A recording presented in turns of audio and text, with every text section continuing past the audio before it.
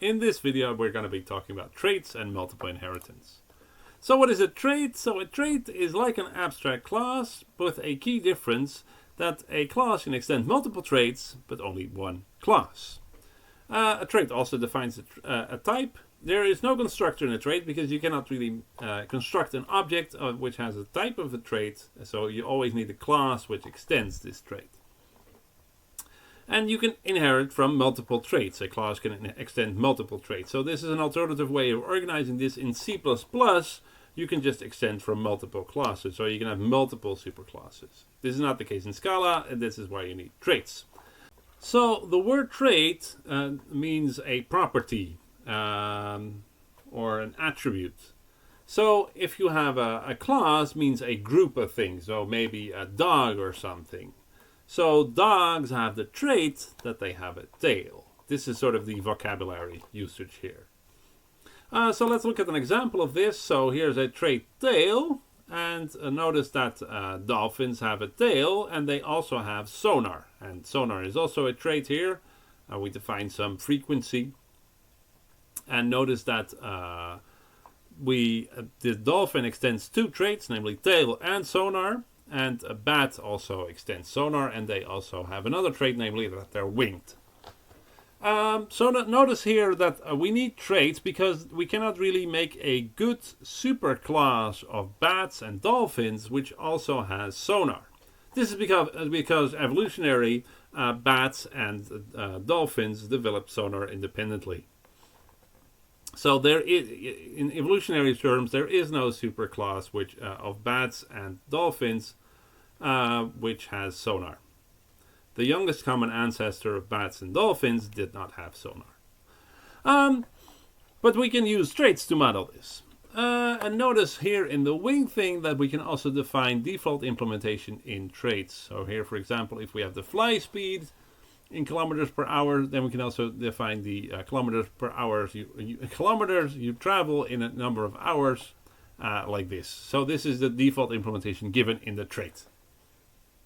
So traits also define types. Let's look at an example. So here we had the winged example of before, the tail example, sonar example, and we have a new trait called lays eggs, which defines the egg size in some string. So dolphin extends has a tail and sonar. A bat has sonar and wings, and the platypus also has a tail and it also lays eggs. So notice you can make a variable, let's say tail. This is a dolphin. We can also assign it something else which has a tail, for example, a platypus. Similarly with sonar, I can assign it a dolphin, and I can also assign it a bat. So notice that because a class can extend multiple traits, and the trait actually itself can also extend multiple traits, that the type hierarchy is not actually a type hierarchy anymore. It's more a directed acyclic graph. Or DAG, right? So because a single class or trait has many supertypes, namely all the traits that it implements. But the concept of least upper bound also generalizes to this setting, to the DAG setting. Let's look at an example of a trait, namely the trait equal. Notice in actual Scala code you probably won't use this trait, but it's a good example. So this trait has one abstract definition called is equal, is something equal to something else, and there's also a definition for is not equal, and this you only have to implement once, right? So it also already says what the definition of not equal is, namely it's not equal. Coordinate extends this equal thing, and parrot extends this equal thing as well. And both support this equal thing. They all have the type is equal, and they don't have to implement this thing again. Exactly the same as this would have been the abstract class. So you can also have a parametric trait. So this has this parametric, this type argument. Here's G equality. So now we have a dot is operator, which you can only do if the right hand side is of the same, is also of type A, which is like a Boolean. There's also a not is equal. So this is equal is now defined in terms of this thing. So we first check. This is a sort of a cast. If the right hand side is also of type A, then we use this method Otherwise, we just say false. So notice now we don't have to repeat this pattern all the time, which we did here. And if they're not equal is also implemented. So now I can say the coordinate extends equality of coordinates. So notice I fill in the type coordinate here, such that the right hand side also here should be a coordinate. Similarly on the parrot. So traits can also extend other traits. So here's an example of this. Here's the G-equality trait we saw earlier, which is also parametric, and here's a trait called ordered, which extends this G-equality trait. So what is ordered? It just indicates that some types support some kind of ordering, that we can compare a value of a type to something else. This means that these methods are supported on it. Is it smaller or equal to something else, etc. And you only have to implement this compare method, which returns x is smaller than 0 when this is smaller than that, x is 0 when this is that, and x is bigger than 0 and this is bigger than that.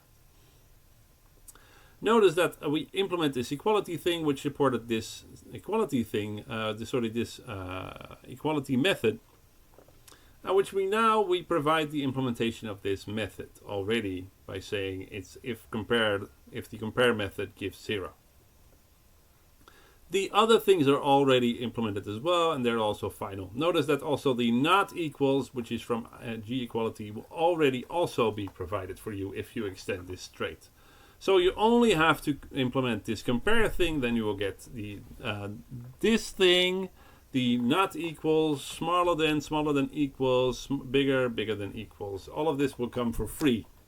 So you can use this trait really to provide rich interfaces. You only have to implement one thing, then you get lots of convenience methods, which you don't have to implement yourself. All right, let's talk about the diamond problem.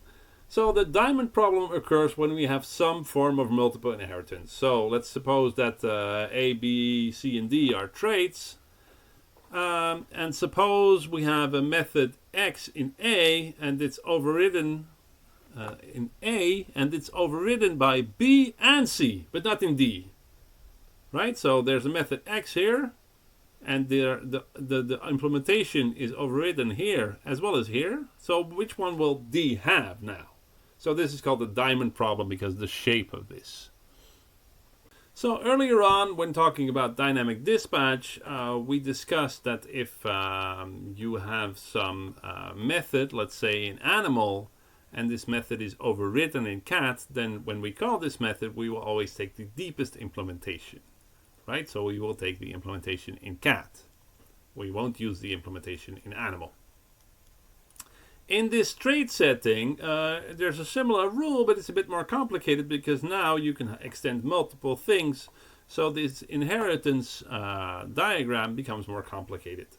So I will now explain to you how you will then search for the method implementation. So let's look at a pretty contrived example from the book where animal is a trait. I don't really like that animal is a trait because I would say that trait is something like furry, has legs, lays eggs, wings, something like that.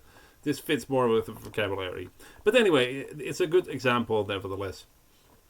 So there's a trait animal, there's a trait furry, which extends animal. There's a trait has legs, which extends animal. There's a trait four-legged, which extends has-legged. And there's a class cat, which extends animal with four-legged. Here's the type hierarchy. The gray arrows give the order of inheritance.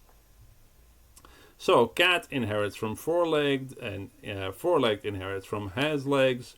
Has-legs inherits from animal. Cat also inherits from furry, and furry also inherits from animal, and cat itself also inherits from animal. So if we're searching for a method implementation, what do?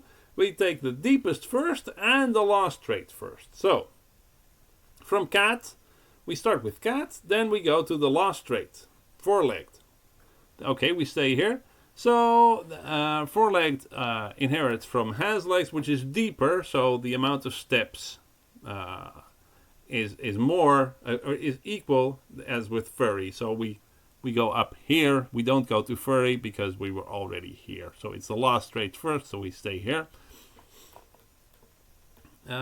We go to has-legs, then If it's not present here, then we go to furry, then we go to animal, then to any ref, then to any. In practice, you won't get this kind of super complicated situation, but it's good to know about. So how does this work in other languages? So in Java, traits are called interfaces, and there are slight differences, but mostly it's the same. If you have this diamond problem that you override, you inherit from multiple traits, and now there's 2 deepest implementations available to you, then this will give a compiler error. So in Scala, it depends on the order in which you inherited from these interfaces, from these traits, but in Java, it's just a compiler error. In C++, there are no interfaces or traits, but they do allow multiple inheritance of classes. So a class can have 2 superclasses. The diamond problem also gives a compiler error. In Haskell, this whole thing doesn't really exist. These type classes are somewhat similar, but there is no multiple inheritance whatsoever. Alright, that's it on traits.